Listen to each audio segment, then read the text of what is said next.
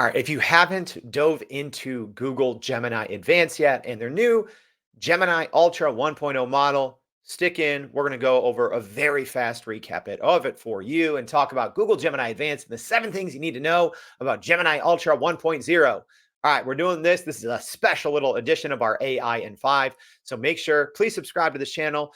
Let me know in the comments what your biggest question is, but also please go to youreverydayai.com and sign up for the free daily newsletter. All right. And FYI, if this is helpful, I just did a 40-minute in-depth podcast about these exact topics. So if you want to know more, check out the link in this video and you can go watch the whole thing. But here is the very quick version of the 7 things that you need to know.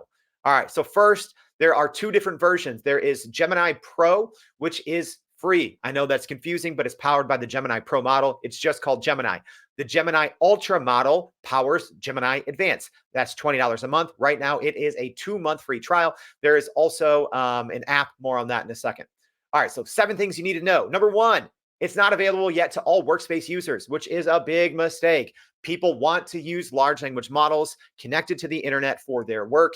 Even as an example, I can't access it right now in my work email for my Workspace with all of my important documents, emails, etc. So for me, Google,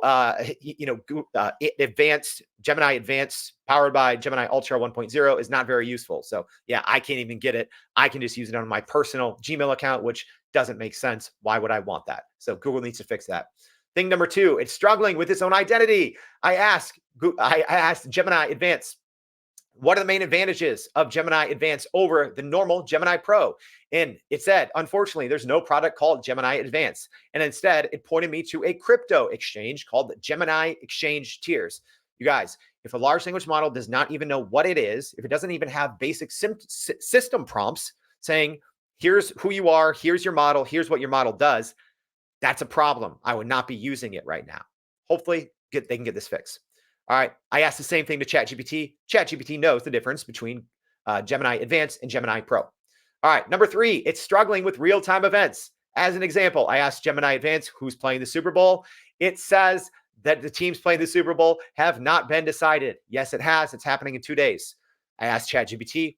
ChatGPT knows correctly. It's the Chiefs and 49ers. Same thing. I asked Gemini Advanced who won the primary election in New Hampshire.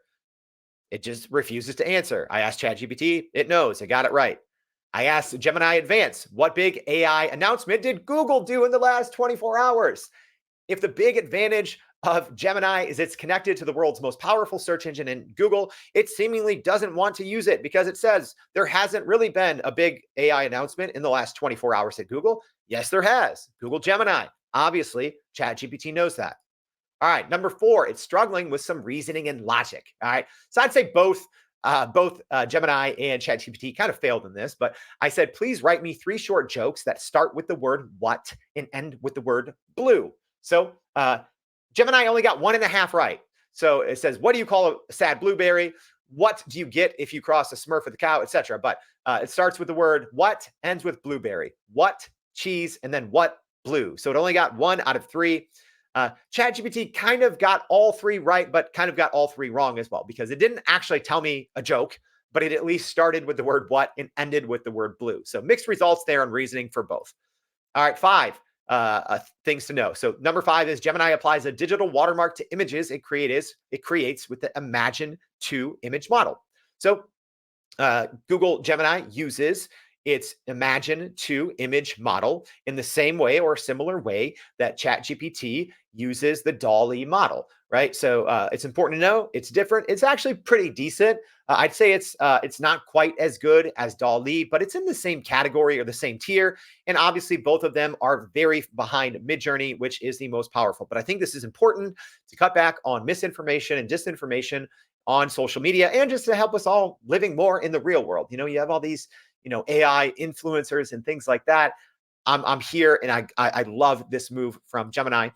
So also Google released a new Gemini app for Android. So a dedicated Gemini app. Also, there is now Gemini support for the Google iOS app. So this is great. This is something I would recommend people check out to use this. I think right now, smart assistants such as Siri, Alexa, etc., are not useful at all. You're probably going to get more if you use the Google Gemini app or the Google app in iOS.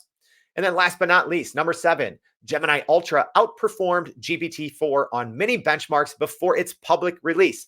So this is going to be important because it seemed like, when they did these benchmarks originally, Gemini Ultra was not open or was not available to the general public. So no one could really refute these claims that, Google showed that, hey, Gemini Ultra is outperforming all models on all important benchmarks, but it wasn't really apples to apples.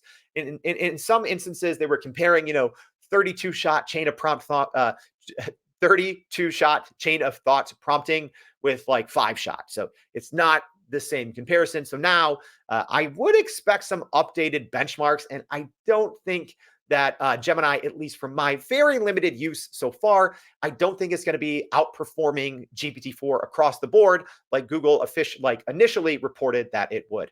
All right, that is the very quick recap. There's a lot more. There's also, if I'm being honest, a lot to like about Gemini.